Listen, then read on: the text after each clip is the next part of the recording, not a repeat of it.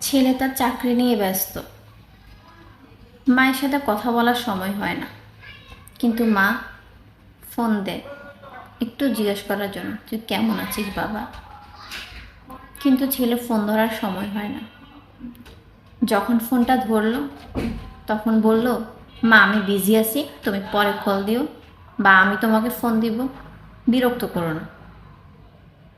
মা চুপচাপ লাইন কেটে দিল আর ফিস ফিস করে বলল, বাবা তুই কি আমার কষ্টটা বুঝবি? আমি যে তোর অপেক্ষায় সারাক্ষণ বসে থাকি, তোর একটা ফোনের অপেক্ষায়।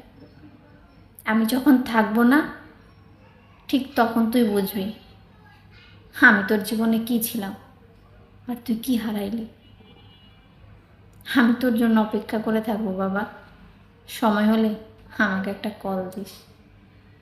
এই বলে মা দীর্ঘশ্বাস ফেলে আকাশের দিকে তাকিয়ে রইল। এরকম বাস্তবতার গল্প আমাদের আশেপাশে অনেক থাকে, যারা ব্যস্ততার জন্য মাকে কল দিয়ে খবর নেওয়া হয় না। কিন্তু আমাদের উচিত জাস্ট 2টা মিনিট হলেও মাকে খবর নাও, যে মা চিন্তা করো না, তোমার দোয়ায় আলহামদুলিল্লাহ আমি ভালো আছি।